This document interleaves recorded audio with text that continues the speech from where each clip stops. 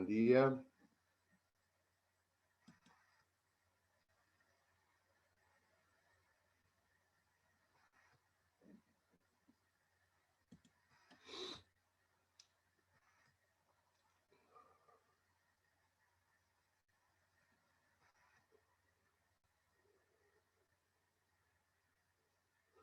Bueno, buen día a todos, espero que me escuchen. Cualquier problema me avisan.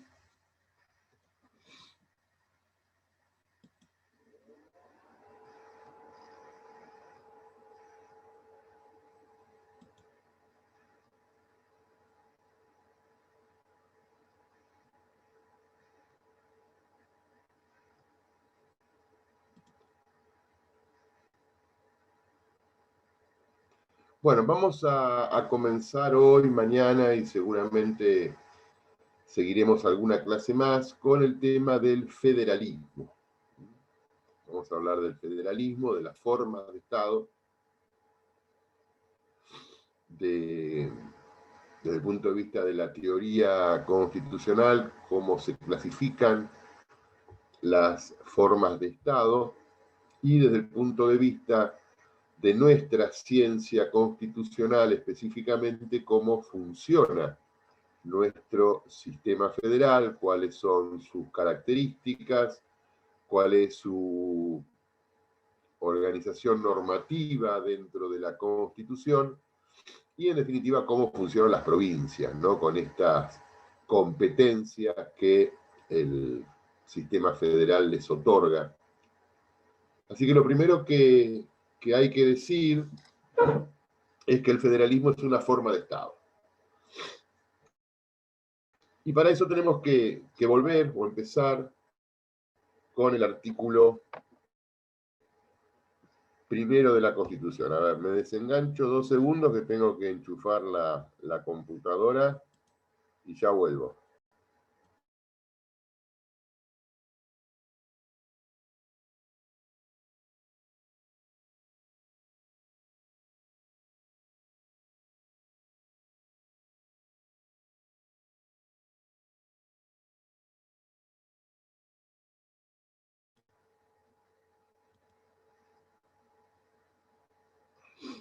Bueno, disculpen, pero tenía que enchufar este aparato que todo el mundo usa y nadie carga. El artículo primero de la Constitución dice: la nación argentina adopta para su gobierno la forma representativa republicana federal, según establece la presente Constitución. Adopta para su gobierno la forma republicana representativa federal. Y acá encontramos un error de redacción. Indudablemente encontramos un error de redacción, porque cuando dice la nación argentina adopta para su gobierno, está hablando de la forma de gobierno. Y ustedes saben que forma de gobierno y forma de Estado son dos conceptos distintos. La forma de gobierno tiene que ver cómo funciona, cómo se relaciona, cómo actúa el poder con respecto de las personas. Y la forma de Estado es cómo funciona, cómo actúa, cómo se relaciona el poder con respecto al territorio.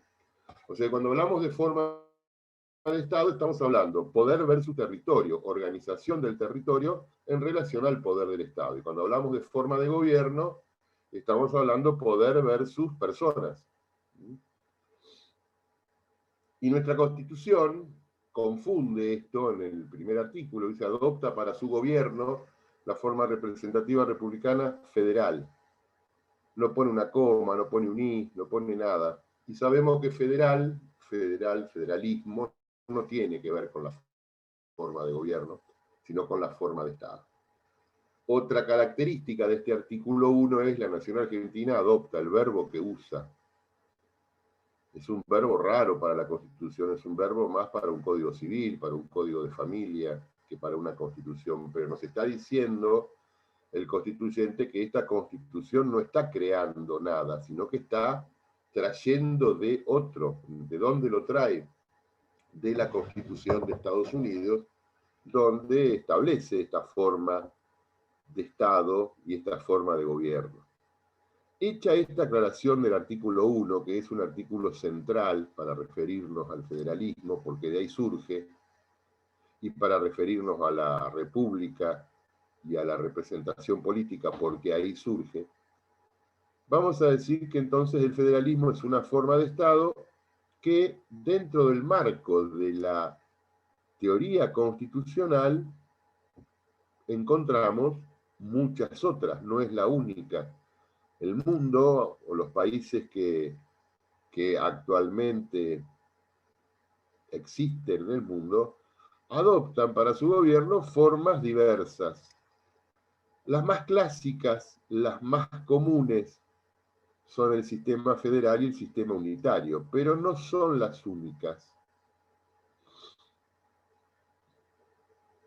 Encontramos al menos 4 formas de Estado en el derecho comparado, ¿no? Al menos 4 formas de Estado. El federalismo es una, el unitarismo es otra, la confederación, los estados confederados sería una tercera, y los estados federorregionales, sería una cuarta forma de Estado que está avanzando rápidamente en Europa. Vamos a empezar por estas últimas para después entrar de lleno en nuestra forma de Estado, que es el federalismo. Los sistemas de confederación, digamos, los sistemas de confederación brillaron en algún momento. Hoy podemos decir que existe uno solo y muy particular, que es la Confederación Helvética, que el sobrenombre es Suiza, pero el nombre oficial es Confederación de Estados Helvéticos. Es la única sistema confederado que hoy de alguna manera funciona con muchas particularidades. ¿Cuáles son las características de los sistemas confederados? Es la unión por tratado o por pacto, es la unión de estados soberanos, es la unión de estados soberanos a través de un tratado donde se organiza el funcionamiento de ese estado en un territorio determinado. Pero el origen de los sistemas confederacionales es que está formado por estados soberanos, iguales entre sí, más allá de su tamaño o de su población, que se unen por un tratado para establecer una forma de gobierno distinta, una forma confederacional. ¿Cuáles son las características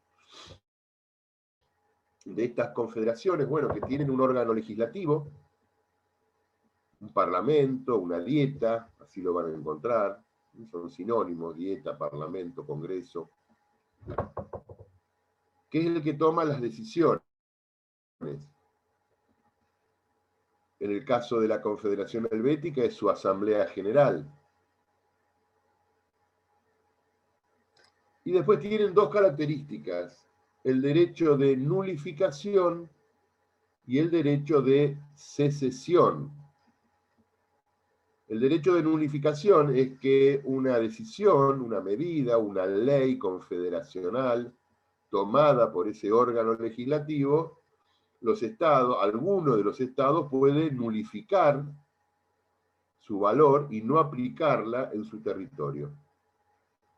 Esto es lo que, bueno, debilita el sistema, pero es en función de que la confederación es la unión de estados soberanos, que no pierden su soberanía. Entonces el derecho de nulificación es una decisión que rige para todos menos para aquellos que no la quieren aplicar. Por eso los sistemas confederacionales necesitan de una gran fortaleza política. Y la segunda característica es el derecho de secesión, o sea, el derecho que tienen de renunciar al pacto confederacional en cualquier momento, e irse. Derecho de secesión. Entonces, nulificación y secesión son las 2 características que enfrentan estos sistemas confederacionales, que hoy por hoy, en el siglo XXI, no tienen réplica, no los encontramos. pero que por ahí fueron muy usados en el siglo XIX. Estados Unidos, cuando termina su revolución, su revolución en la cual logra la independencia de la corona británica, el primer gobierno, esa primer constitución que sancionan, es una constitución bajo el sistema de la confederación. Esos 13 originarias colonias que adquieren soberanía en forma individual y firman un pacto de confederación y sancionan la primer constitución, organizan esta forma de Estado, donde crean un Congreso General muy débil y donde los estados mantienen su soberanía. Esto fracasa a los pocos años y de ese pacto de confederación ellos luego firman el Pacto de Unión, y el Pacto de Unión es el que crea la Constitución actualmente vigente, donde los estados se incorporan a un nuevo estado distinto, cediendo su soberanía. Pero como primer antecedente tenemos esa Constitución de Estados Unidos. Se discute mucho si la Argentina en algún momento fue una confederación. Vamos a leer el artículo 35. El artículo 35 es un artículo que establece el nombre oficial de nuestro país y dice: las denominaciones adoptadas sucesivamente desde 1810 hasta el presente, cuando dice hasta el presente es hasta 1853, porque este es un artículo originario de nuestra Constitución, a saber, Provincias Unidas del Río de la Plata, punto y coma, República Argentina, coma, Confederación Argentina, coma, serán en adelante nombres oficiales indistintamente para la designación del gobierno y el territorio de las provincias, empleándose las palabras Nación Argentina en la formación y sanción de la ley. O sea que el constituyente, esto sería una especie de acta de nacimiento, el constituyente nos otorga 3 nombres oficiales que se pueden usar indistintamente. Provincias Unidas del Río de la Plata, eso es muy acotado geográficamente a una zona, pero así en algún momento se usó. República Argentina, que es el que usualmente usamos, me parece que es el más lindo, y Confederación Argentina. Pero sirve esto para tener presente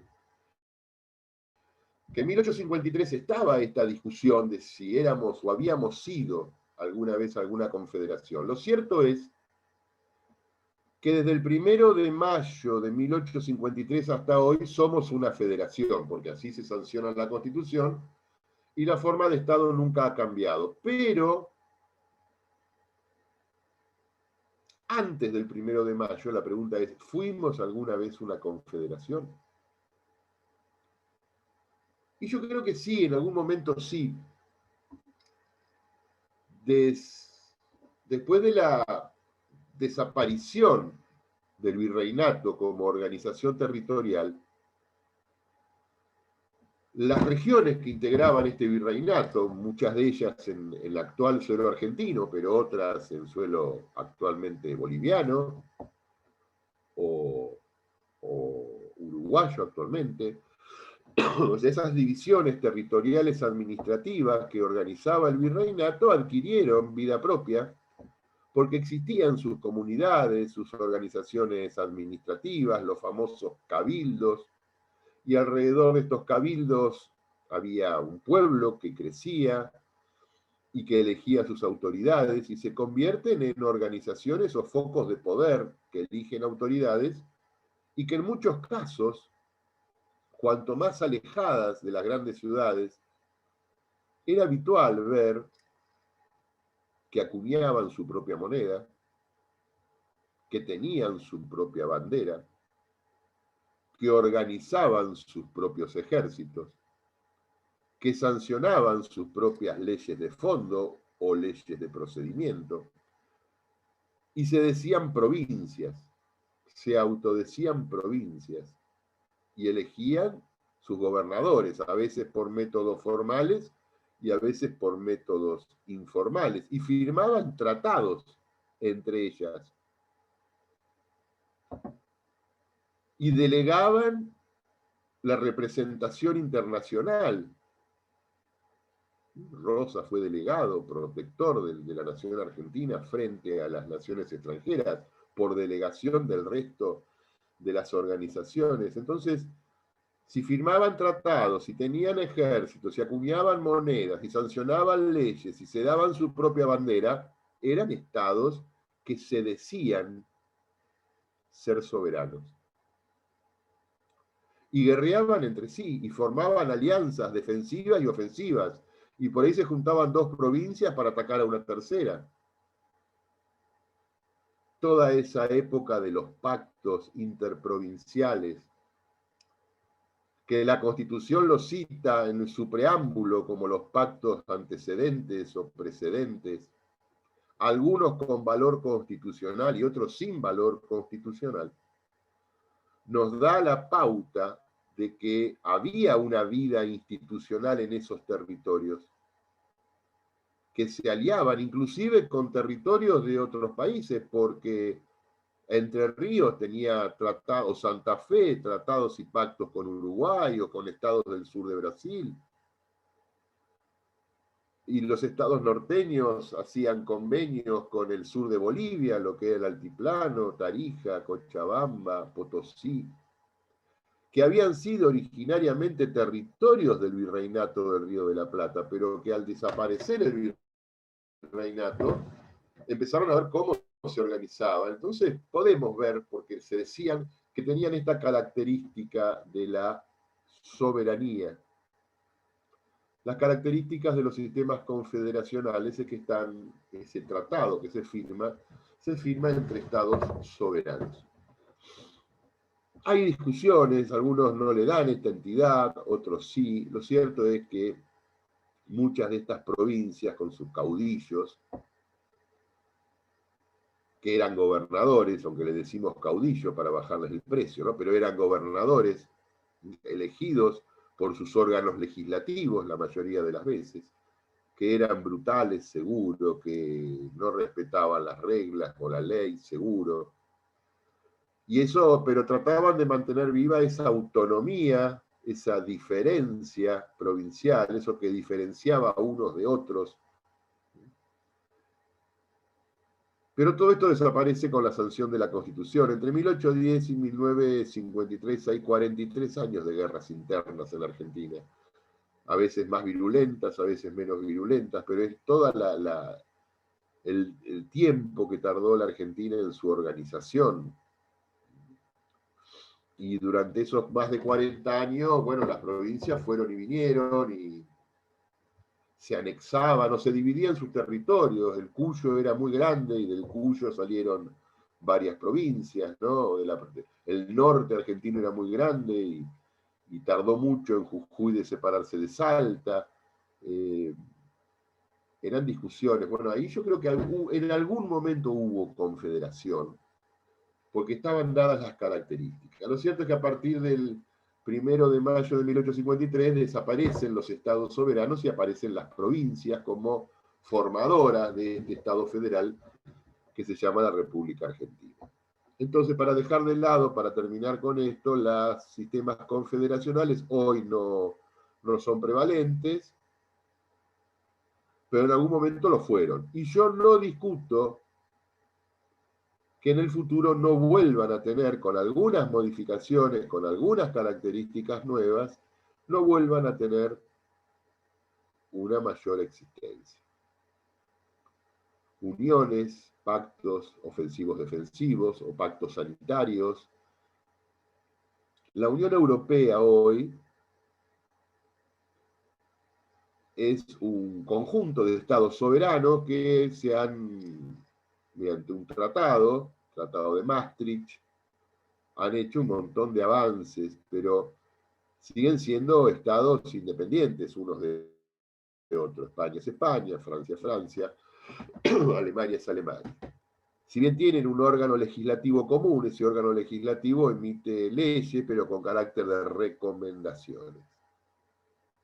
Ahora, cuando estos organismos legislativos comunes, cuando los tribunales internacionales se multipliquen, cuando se elijan órganos legislativos cuyas leyes tengan carácter obligatorio, cuando tengan sistemas defensivos en común, sistemas sanitarios en común, bueno, puede ser que el mundo se modifique, yo no lo sé, pero no lo descarto, que el mundo se modifique en su organización hacia un sistema distinto al actual y que las confederaciones, manteniendo sus propias idiosincrasias, sus características religiosas, lingüísticas, étnicas, se avance a un sistema político distinto al actual. No lo descarto.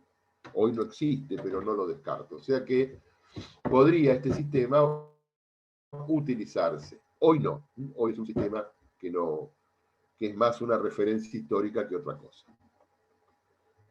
Y vamos entonces a los más clásicos, al federalismo y al unitarismo, porque el federo regional es un sistema que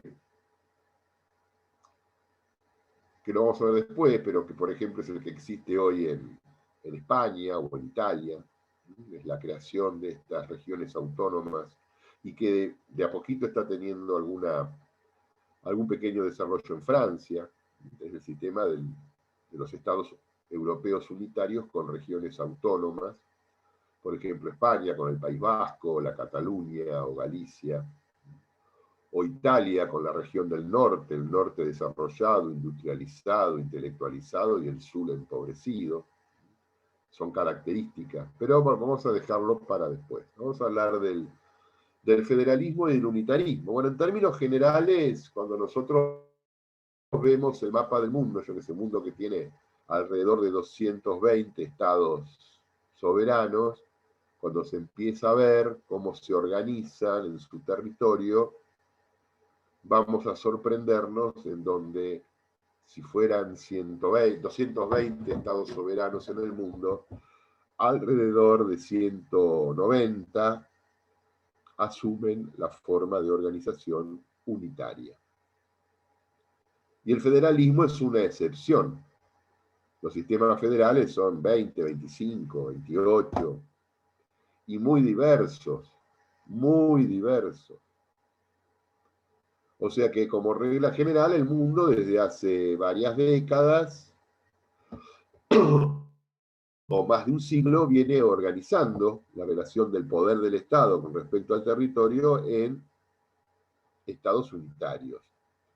La mayoría de Europa, a excepción de Bélgica y de Alemania, se organiza bajo los estados unitarios. Todos nuestros vecinos en América, Uruguay, Paraguay, Bolivia, Chile, Perú, son estados unitarios. A lo largo y a lo ancho del mundo, los estados federales son excepciones, pero excepciones que, desde el punto de vista de la magnitud de su territorio, nos dicen otra cosa. Vamos a enumerar algunos: Estados Unidos, fíjense qué gran territorio, México, Venezuela, Brasil y Argentina. En América, los estados territorialmente más grandes han adoptado esta forma, aunque si lo sumamos hay más estados unitarios que federales, pero desde el punto de vista territorial, fíjense, Argentina, Brasil, Venezuela, México y Estados Unidos. En Europa encontramos Alemania, después de la reunificación, y Bélgica, que es una gran excepción porque es un estado territorialmente muy pequeño, pero muy conflictivo. Y luego encontramos en África algunas experiencias, en Asia algunas experiencias, en todas las islas del Pacífico hay algunas experiencias de estados federales. La característica del federalismo es su diversidad organizativa, porque no todos los federalismos funcionan igual. Repito, el federalismo es la relación, desde el punto de vista organizacional, del poder del Estado con respecto al territorio. Existen varios centros emisores de poder. Cada provincia es un centro de emisor de poder y el Estado federal también. Es centrípeto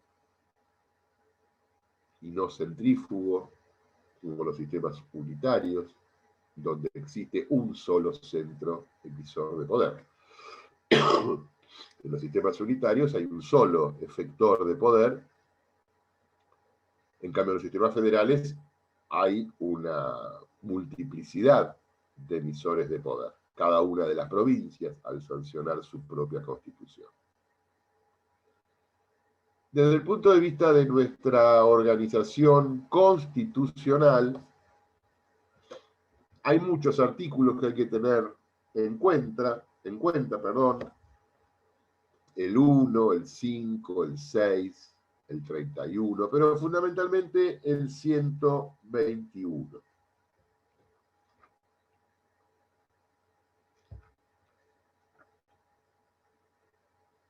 El artículo 121, que está en el título segundo, Gobiernos de Provincia, nos dice: las provincias conservan todo el poder no delegado por esta Constitución al gobierno federal, y el que expresamente se hayan reservado por pactos especiales al tiempo de su incorporación. Entonces, este artículo 121 es el artículo que nos introduce en la organización de nuestro federalismo. El nuestro es un federalismo de delegación. Así se lo encuentra desde el punto de vista teórico.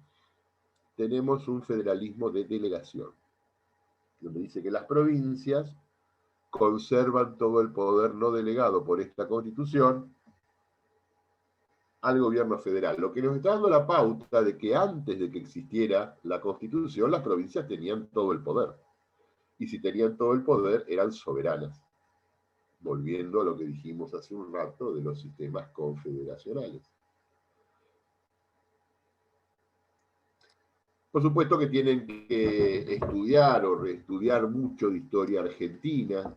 La historia argentina es muy dinámica y muy rica y nos va a ir explicando cómo se llega a esta Constitución. Llegar a la Constitución en 1853 no fue una cuestión, un acto de magia, fueron años de luchas internas, años de alianzas y rupturas de alianzas, años de enfrentamientos. Lo cierto es que en 1852 confluyen entonces la mayoría de las provincias en ese alzamiento que hace Urquiza para enfrentar al gobierno de Rosas. Rosas era gobernador de la provincia de Buenos Aires, pero aparte representante del país frente a las potencias extranjeras. Ejercía por delegación de las demás provincias una especie de delegación para ser una especie de canciller o representante de este territorio frente a los gobiernos del resto del mundo, con relación a los pocos que nos habían reconocido hasta ese momento. Y bueno, y Urquiza se alza frente a esto. Urquiza, que había sido aliado de Rosas, se alza por una serie de cuestiones que son las que van ocurriendo básicamente en la década del 40, ¿no? Del 1800. Y conforma un ejército y lo enfrenta a Rosas y lo vence militarmente en la batalla de Caseros el 3 de febrero.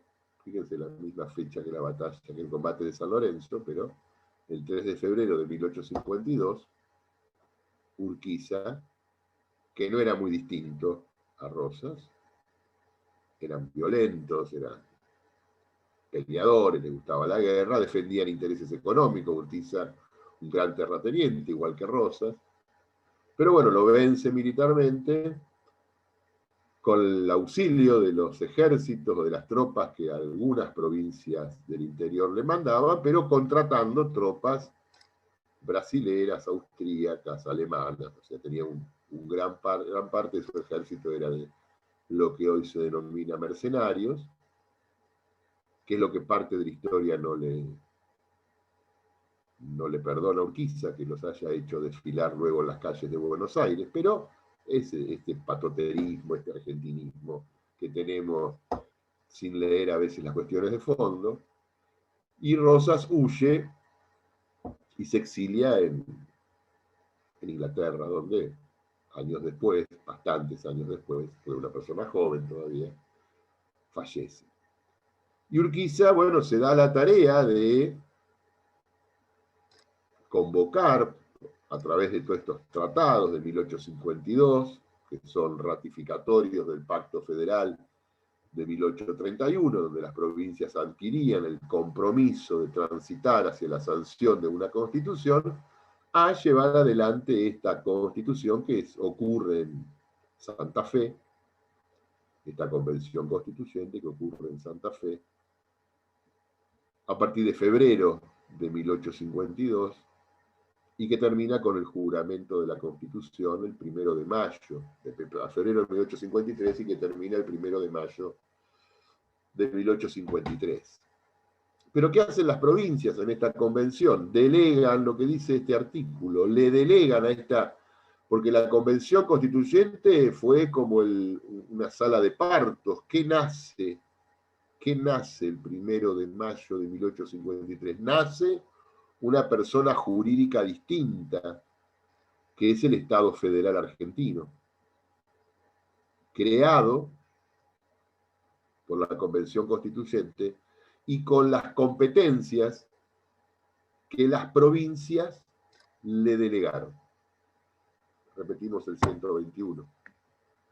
Las provincias conservan todo el poder no delegado por esta Constitución al gobierno federal. O sea que todos los representantes de las provincias fueron a la Convención Constituyente, yo siempre digo en chiste, con una bolsa llena de poderes, llena de cosas,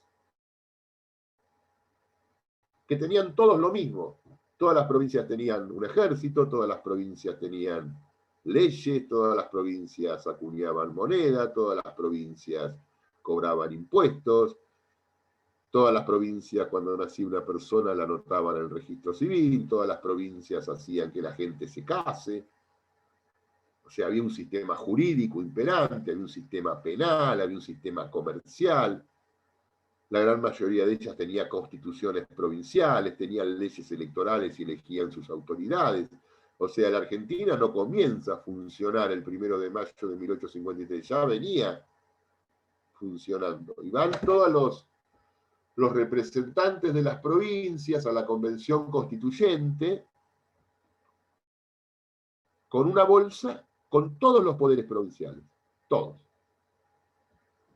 Y como dice el artículo, conservan, y cuando se vuelven,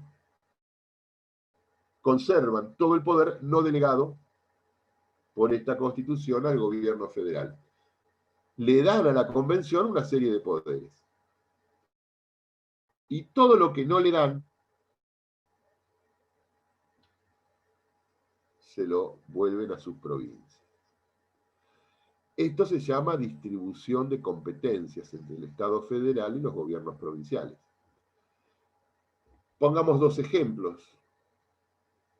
Hasta 1853 cada provincia tenía su propio sistema monetario. Algunas tenían billetes, otras tenían monedas de metales. Las acuñaban, yo que sé, las provincias del norte era mucho más fácil porque tenían las minas, entonces explotaban, otorgaban concesiones a empresas y les pagaban con metal, y con ese metal acuñaban la moneda y tenían sistemas regulatorios. Algunas tenían bancos provinciales, casi todas tenían ejércitos. Fíjense, van a la convención, entonces le dan a ese gobierno federal todas las atribuciones del artículo 75, las del artículo 99, la del 116 y 117 en materia judicial.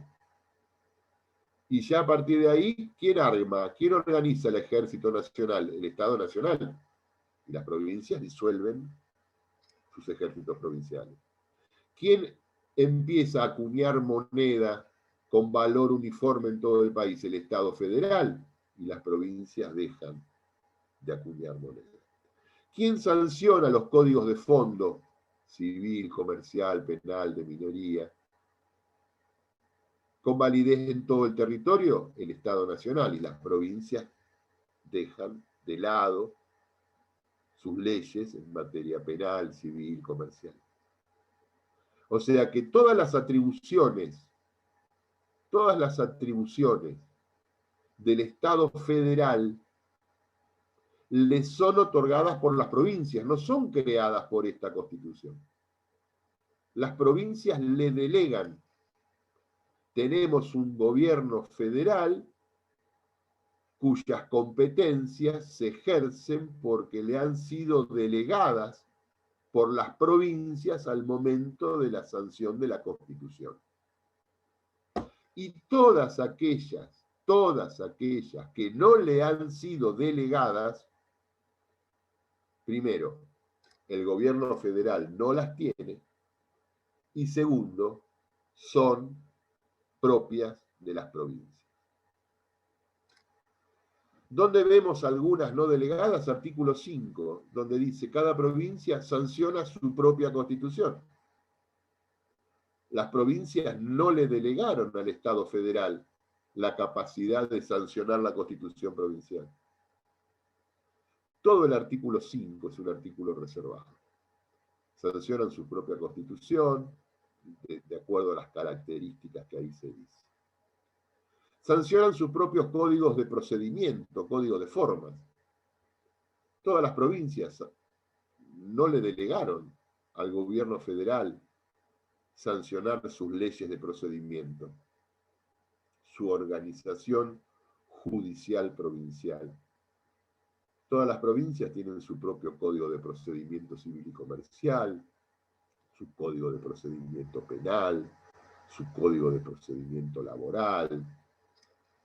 Algunas, las del norte, por sus características, tienen su código de procedimiento en materia minera. Otras, como la nuestra, tenemos nuestro código de procedimiento rural, porque el 90% del territorio de la provincia de Buenos Aires es agrícola ganadero y tiene su circunstancia rural. Y cada provincia lo organiza, y acá para contestar una demanda, yo qué sé, son 20 días, 25 días, y por ahí en Santa Cruz para contestar una demanda por las distancias, por el clima, son 50 días el plazo, y cada provincia determina qué plazo hay para contestar una demanda, para apelar, para hacer una interlocutoria, una sentencia de esto, una sentencia del otro. Los procedimientos se marcan en función de las características de cada provincia. ¿Por qué? Facultad no delegada. ¿Pueden las provincias acuñar moneda? No. ¿Por qué? Facultad delegada. Entonces, esto, lo primero que tenemos que tener en cuenta es este artículo 121, que es la base donde se para nuestro sistema federal. Lo repito, las provincias conservan todo el poder no delegado por esta Constitución al gobierno federal. Federalismo de delegación. ¿Y cómo termina el artículo? Y el que expresamente se hayan reservado por pactos especiales al tiempo de su incorporación. Hay un solo caso, una sola provincia se incorporó por pacto, por tratado, que fue Buenos Aires. En 1859, Buenos Aires en 1853 se separa de esa convención, no manda a sus representantes y transita organizándose en un estado distinto, el estado de Buenos Aires, que inclusive en 1854 sanciona su propia constitución de estado soberano. Y en este territorio que hoy es la Argentina convivían dos estados, la Confederación Argentina, cuya capital era la ciudad de Paraná, donde estaba el gobierno federal, y el estado de Buenos Aires, cuya capital era la ciudad de Buenos Aires, con su gobernador, que tenía inclusive representación internacional, porque otros estados negociaban y pactaban y comerciaban con el Estado de Buenos Aires. ¿Qué se estaba discutiendo? Bueno, más allá de cuestiones políticas de fondo, yo creo que por eso después viene todo las guerras de 1859 y 60, la victoria de Buenos Aires, así media acordada, esa batalla donde Mitre le gana a Urquiza, media rara, ¿no? Porque iba ganando Urquiza y después se retira, y los nuevos tratados, y la reforma de la Constitución en 1860, y la reforma en 1866. ¿Y qué se discute en el 66? Le devuelve Buenos Aires al Estado Nacional la aduana. Buenos Aires, vencedora de la Confederación, impone la condición de revisar la Constitución. Y ahí viene la reforma de 1860. Y le impone un costo económico, aduciendo toda la plata que Buenos Aires había gastado en enfrentar a la Confederación, y por eso se queda con la totalidad de los derechos de importación y exportación entre 1860 y 1866. Fíjense que la reforma de 1866 solamente modifica el artículo 4 de la Constitución, que es la organización del Tesoro Nacional.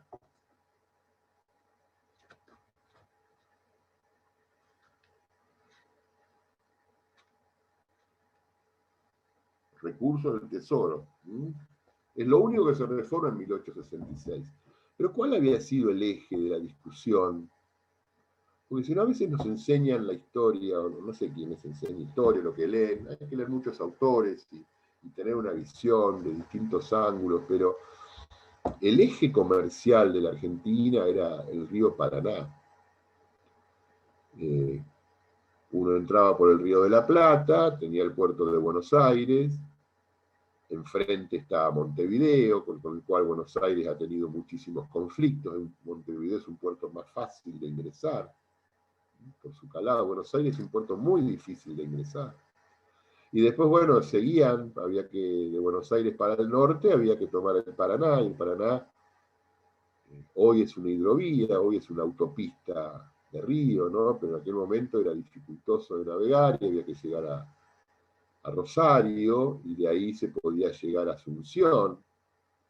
Y bueno, recuerdan ustedes, en 1943, el bloqueo, los franceses que querían comerciar, la vuelta de obligado, donde bueno, viene el sentimiento nacional de que enfrentamos a los franceses. Hay una discusión económica, hay una discusión económica. ¿Y dónde vemos el triunfo? No sé si a favor nuestro o a favor en contra nuestro, ¿no? Pero yo siempre pregunté qué hace el artículo 27 en la Constitución.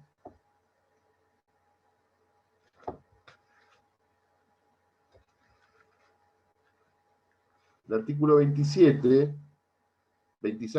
artículo 26 dice: la navegación de los ríos interiores de la nación es libre para todas las banderas, con sujeción únicamente a los reglamentos que dicte la autoridad nacional. A mí en la escuela secundaria me explicaban profesores de educación democrática, yo no sé cómo se llamaba, un logro, el artículo 26, la libre navegación de los ríos. La Argentina tiene que estar orgullosa de que es un país que permite la libre navegación de los ríos. Una locura.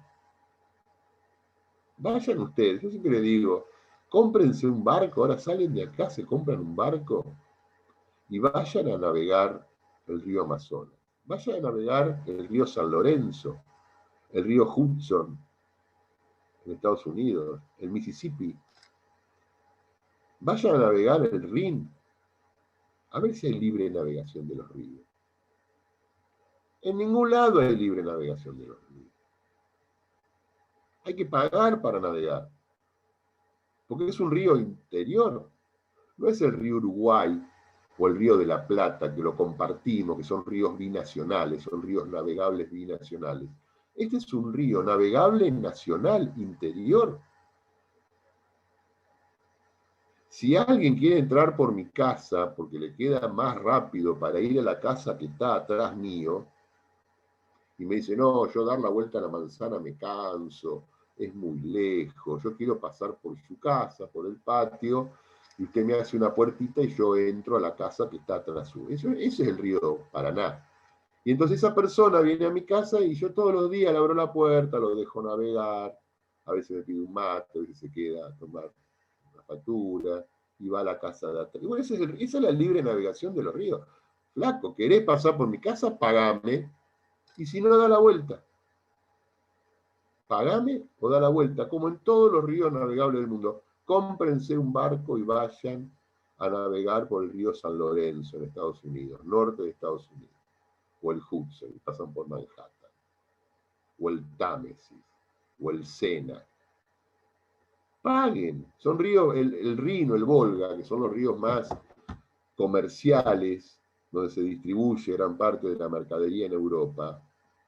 Cuesta una fortuna navegar en esos ríos cada vez que pasan por una jurisdicción nacional. Entonces, este condicionamiento es parte de la historia argentina. Hay un libro que yo leía cuando tenía la edad de ustedes, que se llama Manual de Sonceras Argentinas de Arturo Jauretche. Yo lo recomiendo. Jauretche, un pensador nacional con el cual comparto algunas cosas, otras no.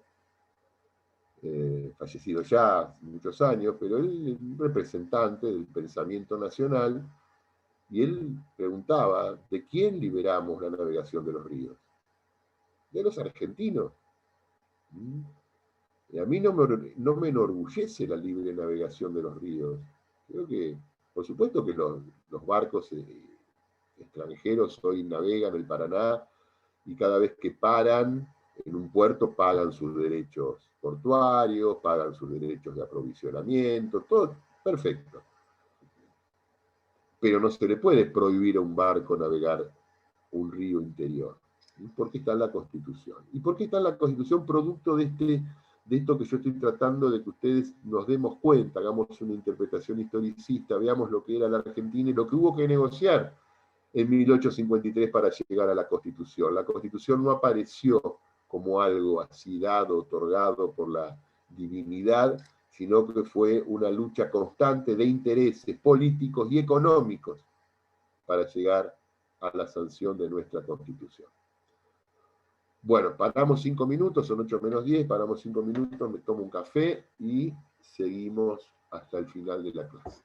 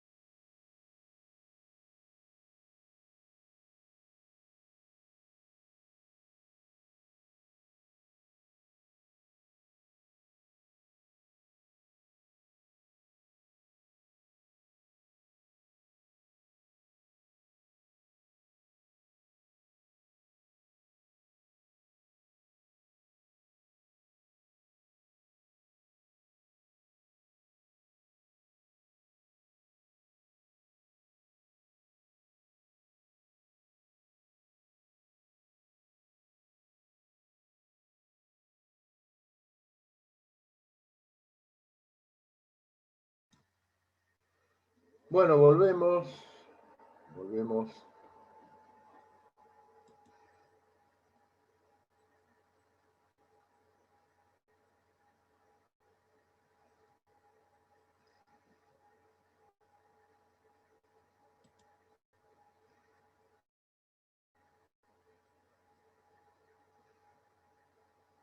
A ver si aparecen.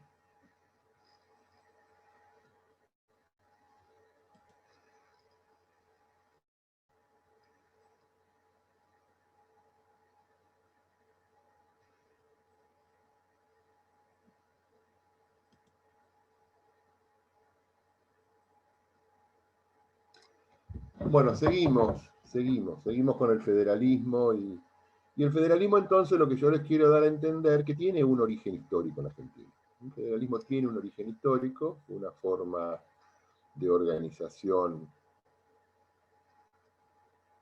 que no surge de la nada, sino que es producto de décadas de enfrentamientos internos en la Argentina, esa famosa discusión que nos ha llevado mucho tiempo a comprender, de unitarios y federales, esos enfrentamientos sanguinarios, esa violencia política que hubo en la Argentina de aquella época, entre los federales, que se le decían salvajes, y los unitarios, que parece que eran más ilustrados, que no siempre era así, porque había unitarios salvajes y federales intelectuales, o sea, se discutía poder, y en la discusión de poder triunfa uno sobre otro, siempre hay un triunfo de alguien sobre otro, y en este caso un hito militar, como fue la batalla de Caseros, que da la posibilidad de la organización nacional, que no fue simple tampoco.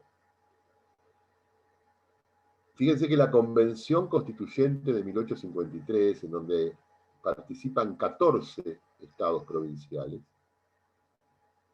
por lo tanto fue una convención de 28 convencionales constituyentes, porque eran 2 por provincia, que no participa Buenos Aires, que no participa Uruguay, que estaba en condiciones de participar, que no participan las provincias o las organizaciones políticas del Alto Perú, o sea, del sur de Bolivia, que sí podían haber participado. Bueno, eso define una situación, pero la mayoría de estos gobiernos provinciales, al momento de la organización nacional, al momento de la sanción de la Constitución, sus gobernadores eran viejos aliados históricos de Rosas.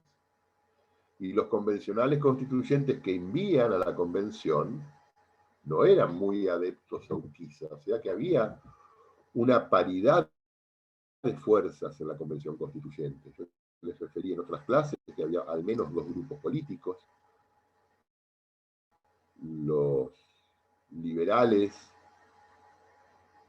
y los más católicos, o sea, montoneros y circuleros, los que se reunían en círculo, que eran los liberales, medios en contra de la fuerza que tenía la iglesia en ese momento, y los montoneros, que eran los que venían de las provincias del norte, eh, más conservadores, más catolicones. Fue una convención donde se pactan muchas situaciones. No era un grupo de personas que eran todos amigos y que dijimos, bueno, vamos a sancionar la Constitución, no. Hubo mucha discusión política, hubo muchas presiones. El gobierno central, por ejemplo, durante mucho tiempo, algunos de estos convencionales constituyentes no les pagó el sueldo. Es muy sintomático el caso del convencional Pedro Ferré, que era un convencional correntino, que había sido gobernador de Corrientes en varias oportunidades, y que él va a Santa Fe, un hombre de fortuna, él va a Santa Fe, primero con su familia, con su carruaje, con sus cosas, alquila una casa, y bueno, y se empieza a quedar sin dinero y manda a su familia de vuelta, y después vende el carruaje, y después vende las monturas, y después vende el caballo, porque en Santa Fe tenía que alquilar, él y su grupo de gente, y había que alquilar una casa, y había que comer, y en un momento se vuelve, antes de la sanción de la Constitución, se vuelve, y no está al final de la convención, porque ya no tenía forma de subsistir existir, porque Urquiza también manejaba el látigo económico, y a algunos favorecía y a otros no. O sea, la política existió siempre, bien o mal, la política existió siempre, y en 1853 no fue una excepción. Y había convencionales que representaban provincias, como Gorostiaga, por ejemplo, que representaba a Santiago del Estero. Gorostiaga nunca había pisado Santiago del Estero. Eran los famosos convencionales que se los denominaban alquilones. Los gobiernos provinciales alquilaban los servicios de alguien para que los represente en la convención constituyente. Y no necesariamente tenía que ser coprovinciano de ellos. Realmente es apasionante leer la historia de nuestra convención constituyente, porque en esa época tan conflictiva como si fuera hoy, también había grietas. El artículo 2 de la Constitución, o sea, la no confesionalidad del Estado, fue todo un debate profundísimo, porque había muchos que querían hacer un Estado secular y otros querían hacer un Estado laico, y se pacta en un término intermedio. La religión generó un debate en la Convención, la distribución de competencias entre los estados federales, el Estado federal y las provincias, la organización del poder legislativo, el poder judicial, las atribuciones del presidente. Y había antecedentes, porque tampoco, fíjense, en 1853 ni luz eléctrica tenían. No tenían libros, eran malas traducciones de libros franceses, de libros americanos. Ya Estados Unidos de Norteamérica para 1853 ya tenía como 70 años de historia, y los fallos de la Corte Americana tenían 70 años de historia y se tomaron en consideración. Y ahí viene la discusión, este famoso debate que se da a posteriori, ¿no?, entre Sarmiento y Alberdi, la polémica que ustedes van a encontrar, creo que en el programa, en los libros, las polémicas de Sarmiento y Alberdi. Ojalá hoy tuviéramos un Sarmiento y un Alberdi discutiendo. ¿Y qué discutían Sarmiento y Alberdi?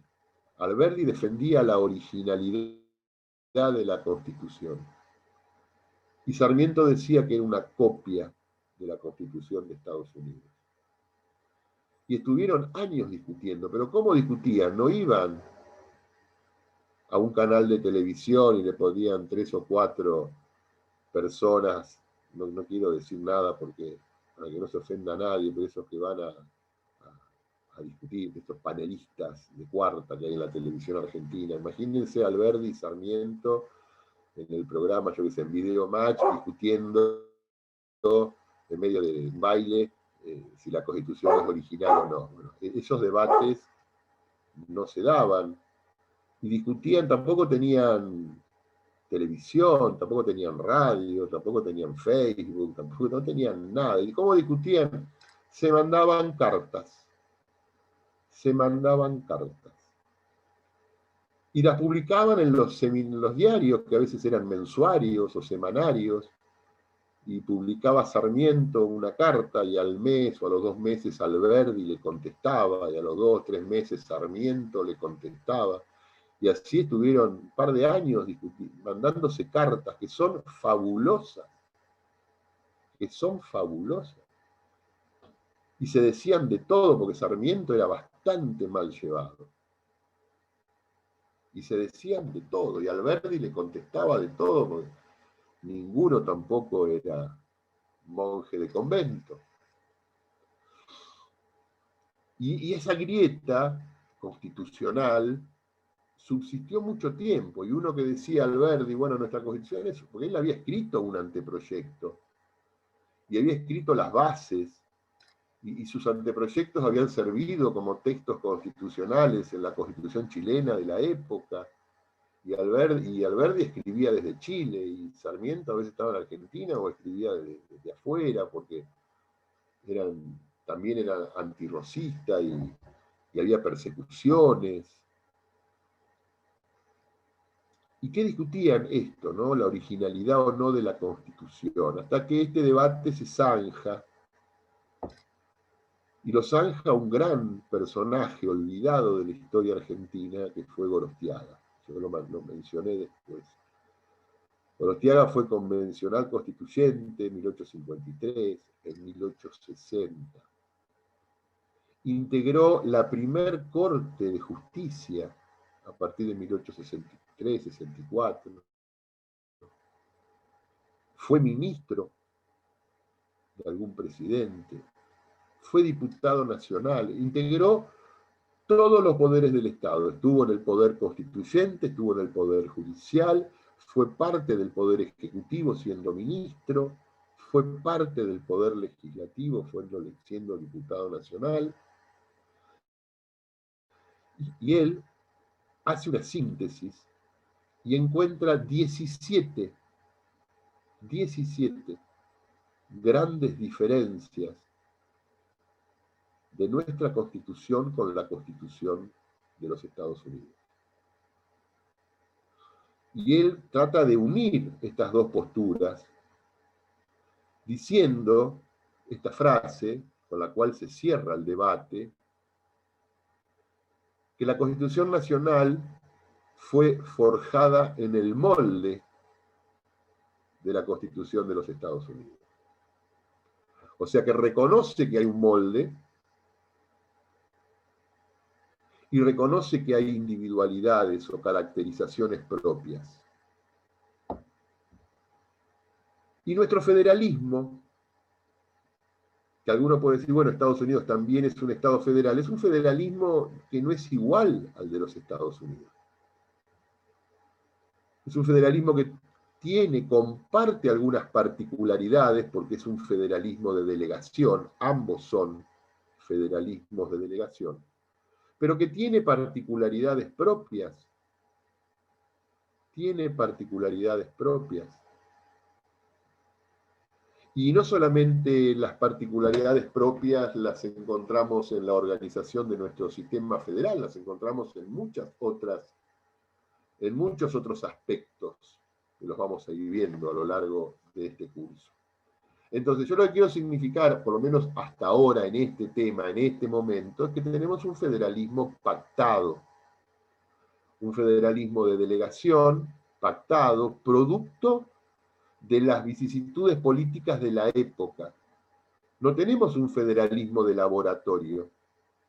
Tenemos el federalismo que se pudo generar a partir de 1853 para finalizar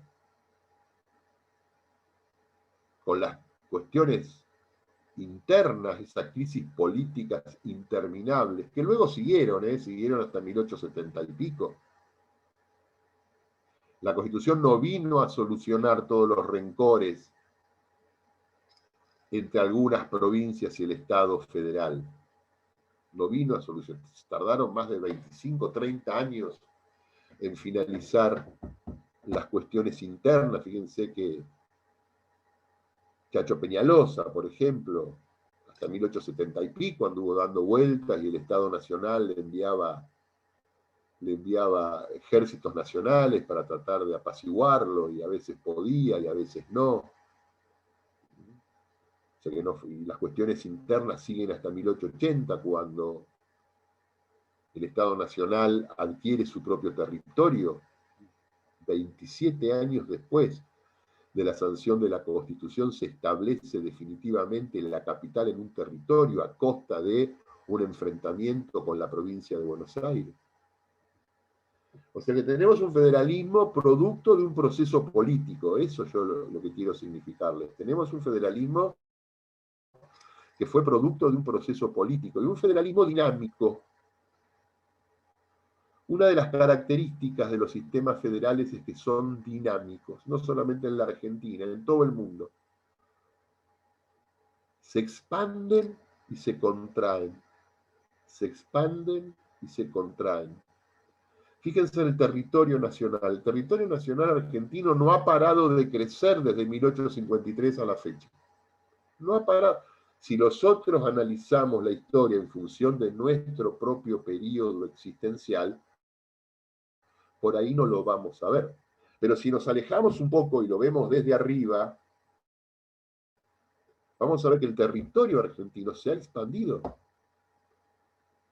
Se expande sobre el sur y adquiere la Patagonia, que era zona de dominación de ganaderos chilenos. Si Roca no hubiera existido, hoy seguramente gran parte, que para ir a esquiar tendríamos que llevar el pasaporte, seguro. Yo lo digo en chiste, pero es una realidad. La provincia de Formosa era territorio paraguayo. La Argentina se queda después de la guerra con el Paraguay con toda la provincia de Formosa. Toda la provincia que hoy conocemos como Formosa. Eso pertenecía a la República del Paraguay. Misiones, fue una larga discusión con Brasil. Y todo lo que era la gobernación de los Andes, toda la zona cordillerana, parte de lo que hoy es La Rioja y Catamarca, era una zona de nadie, que la pudo haber ocupado la Argentina como la pudo haber ocupado otro estado. O sea que en esto, ustedes ven que el territorio ha venido creciendo, y si yo les digo, bueno, y dentro de 50 años, ¿cómo va a ser el territorio nacional? ¿Alguno puede afirmar cómo va a ser el territorio argentino dentro de 50 años? Nadie. ¿Podrá ser más grande? Sí, podrá ser más grande. ¿Podrá ser más chico? Yo creo que con mayor razón podríamos decir que puede ser más chico. ¿O podrá mantenerse igual? Los sistemas federales pueden ir incorporando. Hay una grave crisis institucional en Bolivia, lo que se llama la región de la Media Luna, que es el sur boliviano, el sur petrolero boliviano, donde está Santa Cruz de la Sierra. Esos tres estados de la Media Luna boliviana se quieren separar de Bolivia porque tienen etnias distintas, costumbres distintas y economías distintas. Y hasta Evo Morales,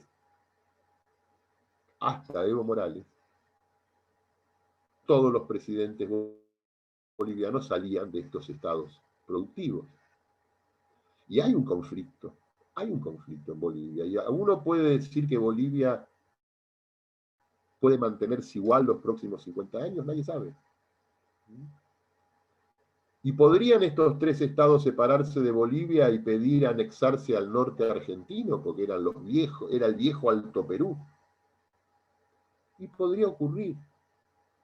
Yo qué sé. O Uruguay no podría anexarse al territorio argentino. Y podría ocurrir. O el sur de Brasil no podría anexarse toda la zona de Río Grande do Sul. Toman mate, comen asado. Culturalmente son muy parecidos. Ustedes van a Porto Alegre y es muy parecido el brasilero del sur. O la Argentina no podría, la Argentina es un gran territorio que tiene de todo menos gente. Y la poca gente que tiene estamos todos peleados. ¿No podría perder Argentina sus recursos naturales, su gas, su petróleo, que son escasos en todo el mundo? O el agua. Pero cuando hablamos de recursos naturales, ¿saben cuál es el recurso natural más importante que tiene la Argentina? El agua potable, el agua dulce. ¿Y dónde está? Bajo la Mesopotamia argentina. Bajo la Mesopotamia argentina está el reservorio Guaraní, que es el tercer o cuarto reservorio más importante del mundo de agua dulce. ¿Y qué es lo que falta en el mundo? Agua dulce. Porque nosotros no vivimos comiendo petróleo o comiendo gas. ¿Podríamos vivir sin auto? Sí. ¿Podríamos vivir calentándonos a leña? Sí. ¿Podríamos vivir sin agua? No. Entonces la Argentina tiene agua, tiene recursos naturales. En 50 años podemos decir que este federalismo va a ser el mismo. Entonces el federalismo es dinámico, se expande y se contrae. Fíjense lo que le pasó a Yugoslavia. Yugoslavia fue un estado armado políticamente a la finalización de la Segunda Guerra Mundial, donde coexistían croatas y serbios, unos pronazis y otros en contra de los nazis, donde coexistían católicos y musulmanes, donde coexistían etnias, religiones y lenguas distintas. Y un acuerdo político genera en el líder de la resistencia, un autócrata, pero que resultó ser el líder de la resistencia frente a la invasión alemana, Tito. Y mientras Tito vivió, Yugoslavia fue una república federal, donde coexistían serbios y croatas, católicos y musulmanes, y diversas etnias. Estaban los macedonios, los serbios, bueno, croatas por supuesto. Y esto explota en la década del 90. Muere Tito en los 80, se mantiene Yugoslavia una potencia militar, deportiva, económica. Y explotó Yugoslavia. Y de ese Estado federal hoy hay 10 o 12 estados unitarios. De ese Estado federal, Herzegovina, Macedonia. De un Estado federal, 10 estados unitarios. Y enfrentados durante mucho tiempo con guerras étnicas y religiosas, donde solo terminaba con la desaparición del contrario. Por eso, bueno, interviene Naciones Unidas, hasta la Argentina interviene en Croacia, con fuerzas de paz. Entonces fíjense que de un Estado federal, cuando se rompe el pacto de unión, aparecen multiplicidad de estados unitarios, donde la gente mantiene sus nacionalidades, sus religiones, sus culturas políticas, sus recursos económicos. En los 90, la Unión de Repúblicas Socialistas Soviéticas era un Estado federal con 13 repúblicas que adherían a ese pacto federal mantenido con el látigo. Cuando viene todo esto de la perestroika, la democratización de la Unión Soviética, se va Letonia, se va Estonia, se va Lituania, se va Ucrania. Hoy la Federación Rusa es mucho más chica de lo que era antes, sigue siendo una federación. Pero 5 o 6 estados que antes pertenecían a esa federación se separaron y conformaron estados unitarios.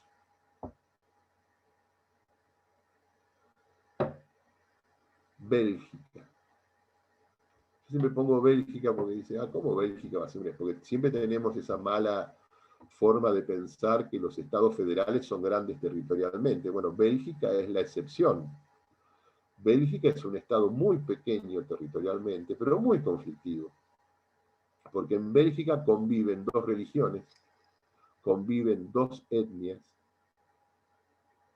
conviven 2 idiomas y 2 culturas y 2 desarrollos económicos distintos. Bélgica estuvo en los últimos 15, 20 años muchas veces al borde de su separación entre los del norte y los del sur. El norte económico, los flamencos, y el sur agropecuario, los valones. Flamencos y valones, que son etnias del norte de Europa, tienen religiones distintas, unos son protestantes, los otros son católicos. Tienen procesos económicos distintos. Bélgica tiene un norte desarrollado y un sur empobrecido. Y tienen idiomas distintos. El neerlandés se habla en el norte y un cocoliche de holandés, austríaco y alemán se habla en el sur, y francés.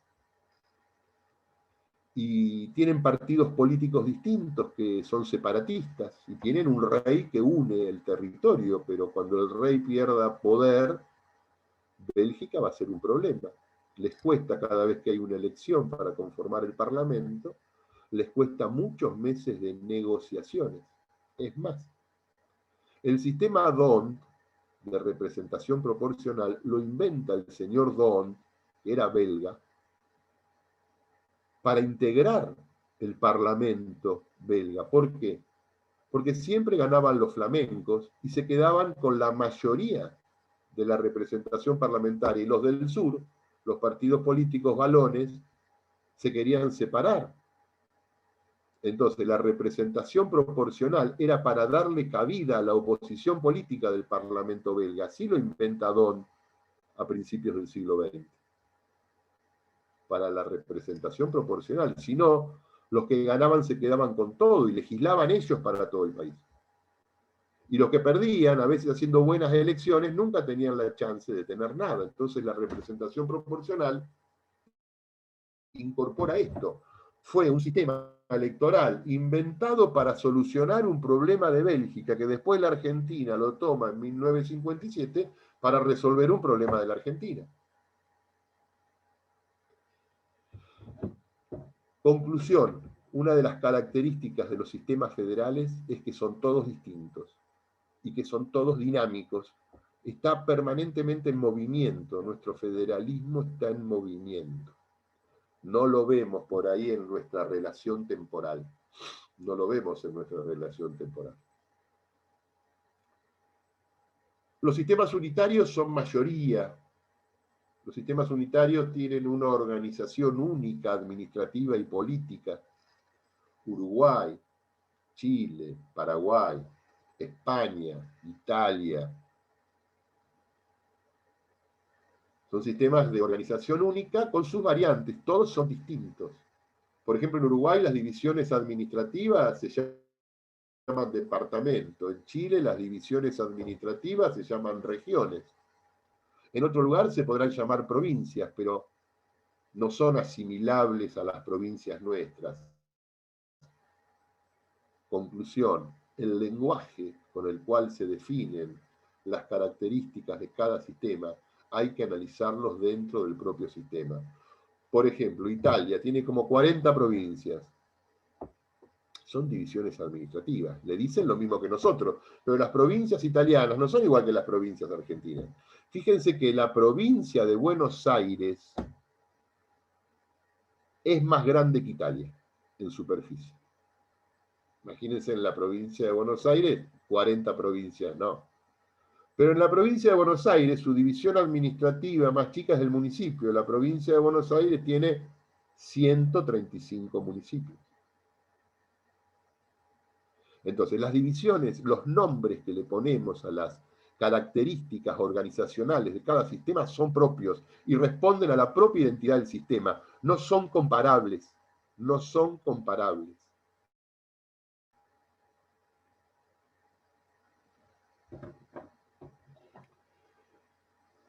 Dentro del federalismo está la discusión de cómo se distribuyen las competencias. Yo la voy a dejar marcada hoy para seguir mañana, ustedes lo van a ver, cómo se distribuyen las competencias y cómo son las relaciones dentro del federalismo. Vamos a encontrar relaciones de subordinación, relaciones de coordinación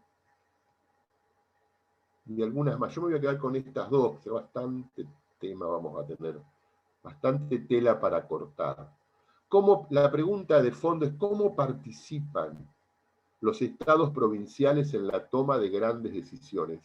Relaciones de subordinación, cómo participan los estados provinciales en la sanción de la ley, cómo participan los estados provinciales en la elección del presidente, cómo participan los estados provinciales en la reforma de la Constitución. Primeras grandes preguntas de las relaciones de participación, creo que pide el programa, relaciones de participación, que son las que vamos a arrancar mañana. O las de coordinación, cómo interactúan. Y dentro de las relaciones de coordinación tenemos facultades delegadas, facultades reservadas, facultades concurrentes, facultades compartidas, facultades prohibidas, facultades extraordinarias. Anoten. Facultades delegadas, facultades reservadas, facultades concurrentes, facultades compartidas, facultades prohibidas, facultades extraordinarias. Estas 6 formas de interactuar entre el Estado federal y los estados provinciales, que lo vemos ahora por ahí en la pandemia un poco, ¿no? Es el despelote que se armó A ver, ¿quién toma la decisión de encerrarnos a todos? Por un lado yo puedo decir, eso es federalismo o falta de poder por parte del presidente. ¿Cómo se reparten las vacunas? ¿Cómo se reparten los impuestos? O las restricciones. ¿Por qué Formosa pide tantos requisitos para ingresar y por ahí Buenos Aires no? ¿Por qué las provincias han tenido esta actitud durante este último año? Este último año, más allá de todo lo que hemos padecido, ha sido un año muy interesante para analizar nuestro federalismo. Un federalismo, desde mi punto de vista, que no funciona. Un federalismo que no funciona.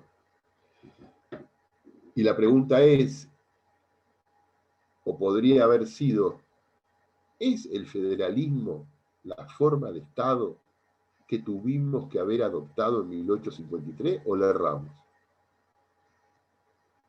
¿Desde qué pregunta nos podemos hacer? ¿La erramos en 1853?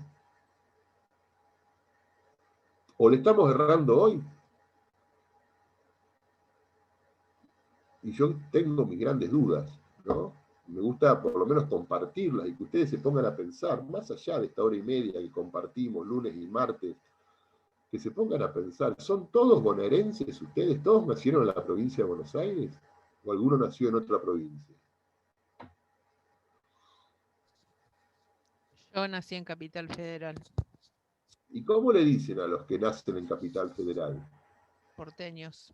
Porteños. Fíjense, es una definición política, porque tenían el puerto, y el que tenía el puerto tenía la plata, y el que tenía la plata se ilustraba, estudiaba, crecía, se desarrollaba, y el que no tenía la plata era del interior. Fíjense que estos porteños, hoy, en el 2021, a mí me enferman.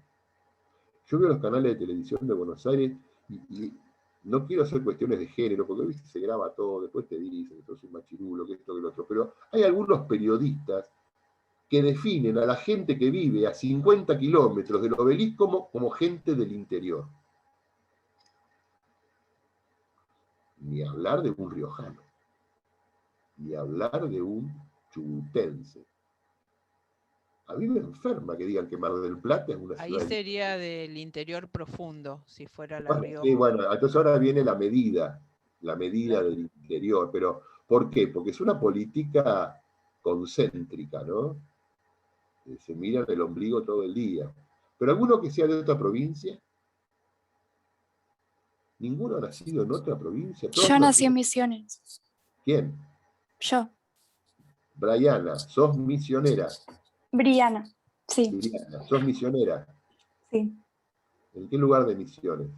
En Apóstoles. En Apóstoles. Conozco Apóstoles. Bueno, pero fíjense que dijo Briana. A ver, y la dejamos un segundito, y con esto quiero ir terminando, tengo que ir a trabajar. ¿Quién no nació en Mar del Plata? A ver, Luis, ¿dónde naciste? Hola, buen día. Yo nací en Miramar, ahí cerquita. Ya sé dónde queda Miramar. ¿Y quién otro no nació en Mar del Plata? A ver, Agustina, ¿dónde naciste? Hola, ¿qué tal? En San Martín, que es un partido de Buenos Aires. No sé dónde queda San Martín. Bueno, a vos genéricamente te dicen que sos del Gran Buenos Aires, ¿no? ¿Qué otro? Todos nacieron en Mar del Plata. A ver, Gabriel, ¿dónde naciste? Ahora se escucha. Escribilo. No se escuchó nada. Bueno, fíjense, Luis, cuando vos conocés a alguien nuevo, esquina Corriente, Gabriel, sos correntino, yo tengo un amigo, yo hice el servicio militar con 400 correntinos, de los cuales había 2 de esquina, o 3 de esquina, que me hice muy amigos, de los otros no, pero eran terribles los correntinos.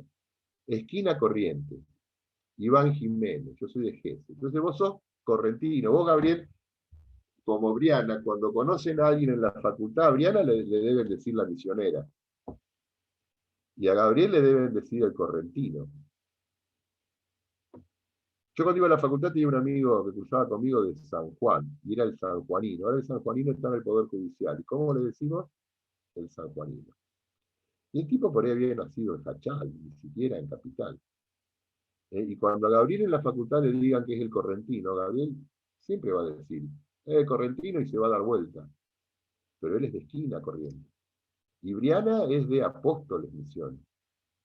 Pero ellos se definen por su gentilicio provincial, el correntino, la misionera.